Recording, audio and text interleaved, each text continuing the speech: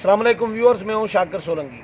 Viewers, آج ایک breaking news کے ساتھ حاضر ہوئے ہیں کہ حکومت نے پی ٹی آئی کی حکومت نے 14 مہینوں میں کتنا قرضہ لیا ہے۔ یہ قومی اسمبلی میں آج اس کی تفصیلات جو ہیں، تمام تفصیلات قرضے کی وہ پیش کر دی گئی ہیں۔ بہت بڑا انکشاف ہوا ہے۔ ایک طرف معیشت تباہ ہوتی جا رہی ہے، روپے کی ویلیو ڈی ویلیو ہوتی جا رہی ہے، قیمت ڈی ویلیو ہوتی جا رہی ہے، ڈالر آسمان کی طرف اڑان ہے ڈالر کی، اور کوئی نوکریاں نہیں ہیں، کوئی گھر نہیں ہے، کسی قسم کی کوئی پروگریس ڈیولپمنٹ، کوئی ترقیاتی کام نہیں ہے، سارے کام رکے ہوئے ہیں۔ تنقید حکومت پر ہو رہی ہے، اور یہ حکومت نے اتنا بڑا قرضہ لیا ہے تو کہاں کیا جا رہا ہے، اس ساری صورتحال پر رضا کھٹی صاحب سے ڈسکس کریں گے، اور پیسے بھی بتائیں گے، رقم بھی بتائیں گے آپ کو کہ کتنی حکومت نے ان 14 مہینوں میں کتنا قرضہ لیا ہے۔ لیکن اس سے پہلے درخواست ہوگی کہ جن دوستوں نے ہمارے چینل کو سبسکرائب نہیں کیا وہ ضرور سبسکرائب کریں، اور اگر پروگرام اچھا لگے تو پھر ہمارے پروگرام کو اور چینل کو، ویڈیو کو بھی، چینل کو بھی لائک بھی کریں، شیئر بھی کریں، اور اپنی رائے بھی دیں، کمنٹس ضرور کریں۔ کھٹی صاحب، کتنا قرضہ ہے ہمارے ویورز کو بتائیں، کتنا کوئی پی ٹی آئی کی حکومت نے 14 مہینوں میں قرضہ لیا ہے جو آج قومی اسمبلی میں ڈیٹیل پیش کی گئی ہے؟ سر بہت شکریہ آپ کا۔ میں آپ کو ایک بات بتاؤں، بڑی حیران کن ہے کہ ابھی مختلف باتیں ہوتی رہیں ان 14 ماہ میں۔ حکومت یہ کہتی تو رہی کہ ہم نے قرضہ لیا ہے، لیکن کیونکہ وہ جو ادائیگی تھی ان کا توازن بہتر کرنے کے لیے وہ قرضے لیے گئے۔ لیکن میں حیران کن بات یہ ہے کہ 10 ارب 36 کروڑ ڈالر سے زائد قرضہ لیا گیا، اور یہ قرضہ جو ہے 10 ارب 36 کروڑ ڈالر سے زائد، ٹھیک ہے نا؟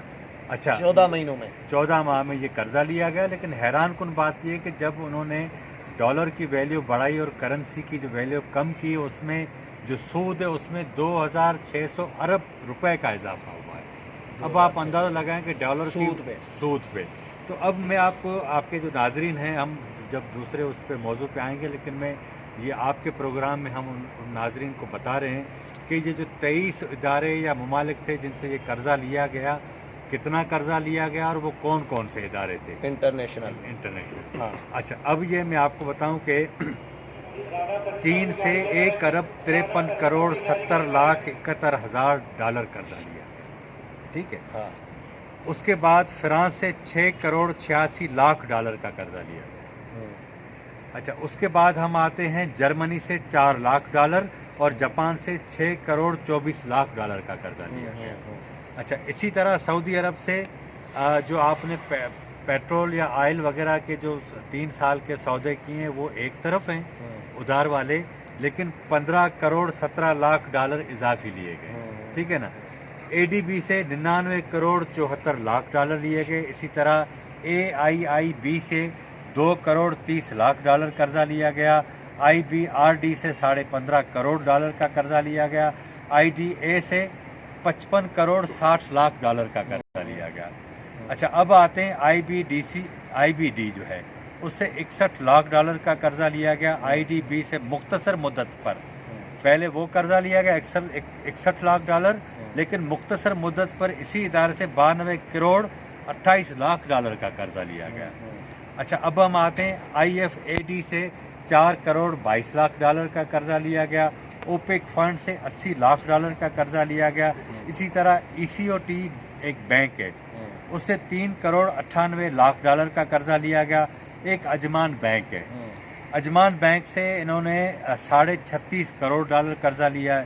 Consortium of Chinese banks, China کے مختلف بینکس کا ایک کنسورشیم ہے، اس سے 2 ارب 23.5 کروڑ ڈالر قرضہ لیا گیا۔ ایک قرضہ پہلے چائنا سے لیا گیا، ایک چائنا کے بینک سے لیا گیا، وہ لیا گیا 2 ارب 23.5 کروڑ۔ اچھا، سٹی بینک سے 15 کروڑ ڈالر کا قرضہ لیا گیا۔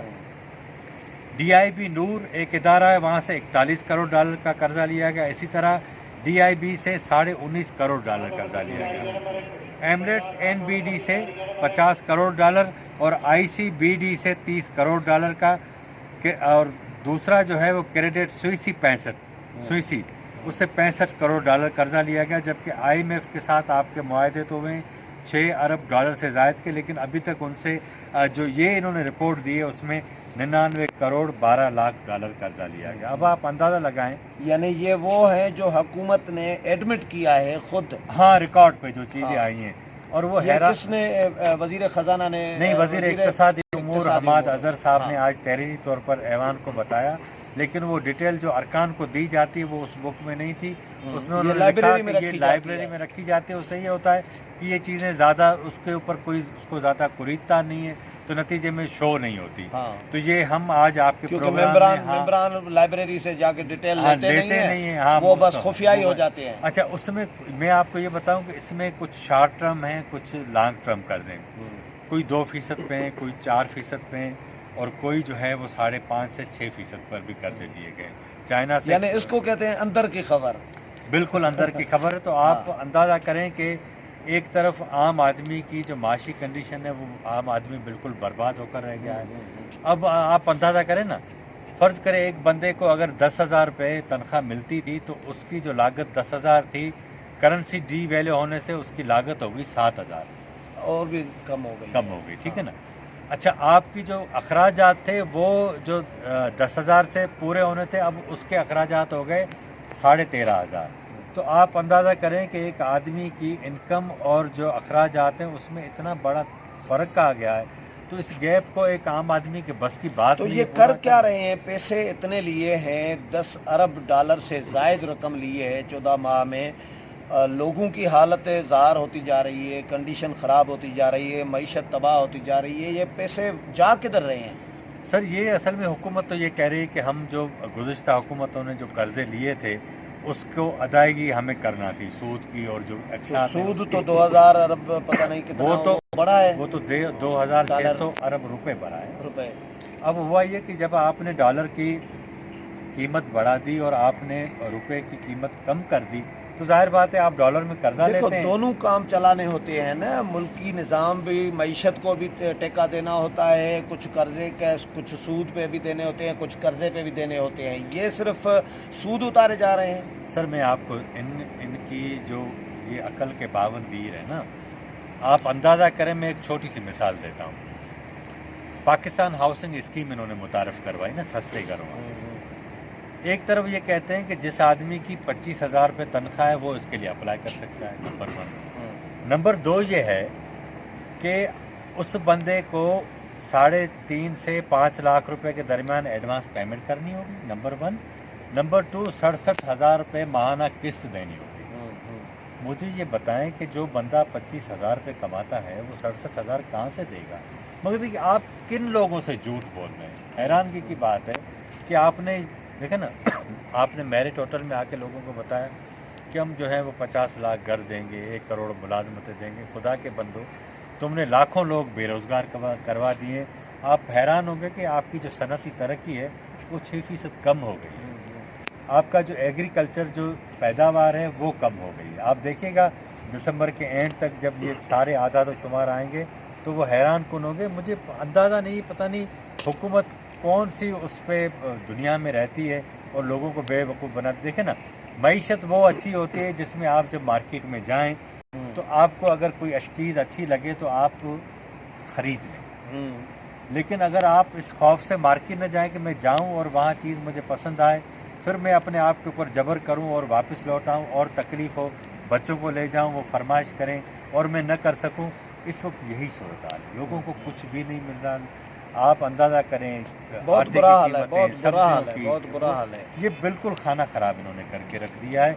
अब मैं तो कभी कभी दोस्तों से भी कहता हूँ कि अगर 2 साल के बाद चलें इनके बकौल के अगर मईशत बेहतर होना शुरू हो और अगर ये 5 साल पूरे करते हैं और ये उधर ही छोड़ें उस मईशत को जहाँ नून लीग ने छोड़ा था, तो फिर फ़ायदा क्या हुआ इस मुल्क के लोगों को? सवाए ये 5 साल तो ये जो भी अरसा है तो इन्होंने ज़ाया कर दिया। फिर अब इशू ये है कि ये बातें बहुत ज़्यादा करते हैं। चोर डाकू का जो इनका बयान था वो तो इस पे अपोजिशन ने कोई इस पे अभी नज़र नहीं डाली। आपके सामने सारी सूरत हाल थी, अपोजिशन शोर ही नहीं हुआ, कुछ भी पता नहीं है। میں یہی یہ تو کہتا آپ کی ہوں مہربانی ہے کہ ہاں، آپ لائبریری سے جا کے نکال کے آئے ہیں. میں یہی کہتا ہوں کہ اس ملک کے لوگوں کے ساتھ حکومت یہ تو جب ظلم یہ کرتی جب ہے. یہ جب ہمارے چینل پہ بھی آئے گا، باقی چینلز پہ آئے گا، اخبارات میں چھپے گا، میڈیا سوشل میڈیا جب اس پہ ہائی لائٹ یہ چیز ہوگی اپوزیشن، اس کے بعد کل یا یہ پرسوں کریں گے یا پرسوں معاملہ اٹھائیں اصل گے. میں یہ خدا کے بندے میڈیا کو دیکھ کے اپنی پالیسیز بناتے ہیں، اپنے رویے بناتے ہیں. یہ عجیب قسم کی صورتحال ہے. میں سچی بات پوچھیں کہ کبھی کبھی حکومت سے تو چلیں ہم ویسے ہی خفا ہوتے ہیں، ان کے رویے طریقہ کار اس طرح، لیکن اپوزیشن بھی تو محنت نہیں کرتی نا. لیکن 2 دن آپ نہیں تھے. آپ کے ہمارے جو ویور ہیں وہ بڑے پوچھتے رہے ہیں، بہت سارے دوست نہیں، پوچھتے رہے ہیں کہ ہمارے دوستوں کی بڑی رضا کھٹری صاحب نہیں ہیں، تو آپ کا تجزیہ اچھا لگتا ہے لوگوں کو. نہیں، یہ ان آج کی بہت مہربانی تو نوازش. آپ کو مس کرتے رہے ہیں، اسی لیے میں نے آپ کو آج ڈھونڈ کر نکالا. میں نے کہا بہت کھٹری صاحب شکریہ آپ کا. آئے. اچھا، خبر اچھی دی ہے آپ نے، آپ کی مہربانی. اور پھر ویور سے اجازت لے، میرا خیال ہے ویورز.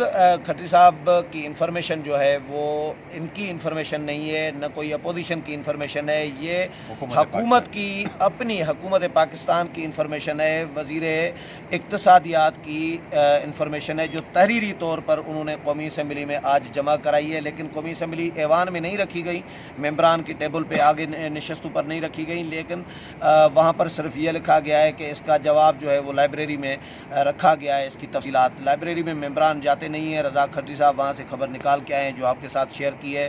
پروگرام پسند آیا ہو تو لائک اور شیئر ضرور کیجیے گا، کمنٹ بھی کیجیے گا. اگلے پروگرام میں پھر ملاقات ہوگی، تب تک اجازت چاہتا ہوں. اللہ حافظ.